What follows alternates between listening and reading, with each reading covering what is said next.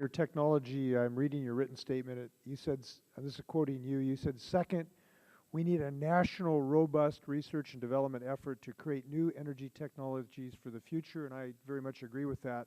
Apparently, so does President Obama. He said yesterday, quote, I will not sacrifice the core investments we need to grow and create jobs. We'll invest in medical research and clean energy technology, close quote. Now, there are efforts here to reduce, not just not increase, but actually reduce our national investments in clean energy research. I think that's a huge mistake. It's like eating your seed corn. Would you urge us on a bipartisan basis to increase our federal investment in clean energy research across the board in all CO2, non-CO2, and low CO2 emitting technologies? Absolutely. I'm on record as saying that this should be a national imperative. Well, I would hope you might spend some time with some of my Republican colleagues talking to them about the importance of this investment and the potential job creation technology. And I'm serious about this. We have deficit challenges here that are very, very important. But as we make priority decisions, if you have a chance to talk to some of my Republican colleagues about the job creation potential of that research, I think it could be beneficial. Thank you. Mr.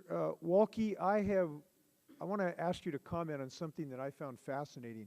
Mr. Early talked about yearning for the good old days of a proposal to have something like a cap-and-trade system where we gave flexibility to industries to try to figure out what actions and what investments to take to clean up our skies, and not liking this, what you might call a command and control system that sets up regulatory systems about specific behavior.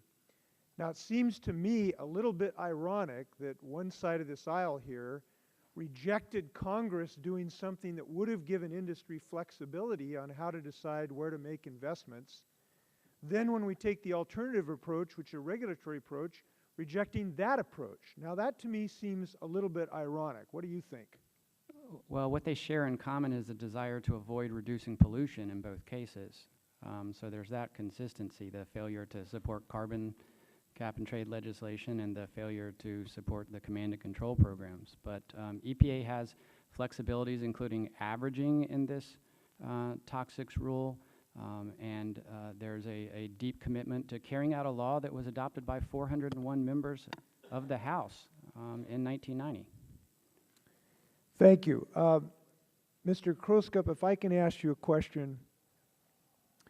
If you had in your broadly industry, there are three industries kind of associated with this rule.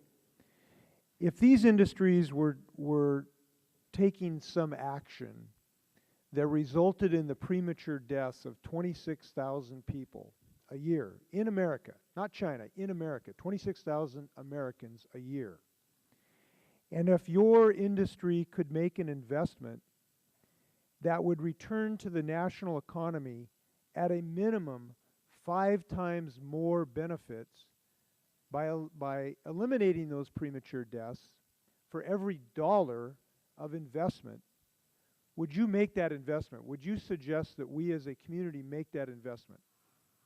I think the real question here is how fast you make the investment, and to what degree do you compare some of the benefits and the costs to those investments? So I think that's what we are saying. So let's start at the beginning of my question. If you could make an investment of $1 that could result in 26,000 deaths, premature deaths in the United States, and it would return economic benefits of a minimum of $5 to the nation, let's just start with that presumption. Would you suggest that the industry make that investment? If you buy the premise of the dollars, and there's been lots of discussions about about the truly are those numbers correct, and are the estimates of health effects associated with these things, the answer, of course, is yes.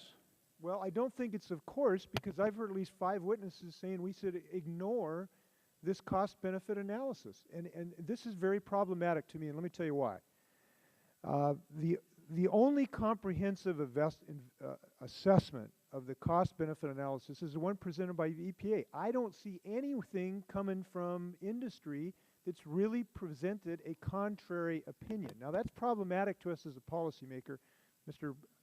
Papadopoulos Yeah. wants to say something. Go I ahead. say that, you know, the statistics that come out of computer models are one thing. Proof in the field, empirical proof, is another thing. If I knew that even one person was Okay, let me harming our stop you plant, just for, I only would got shut down 13 our plant seconds. tomorrow. I want to I stop wouldn't just wait for EPA to come. just to, I'm waiting for some from you guys. I'd like to see it. We haven't Gentleman's yet. time's expired. Recognize the gentleman from Virginia.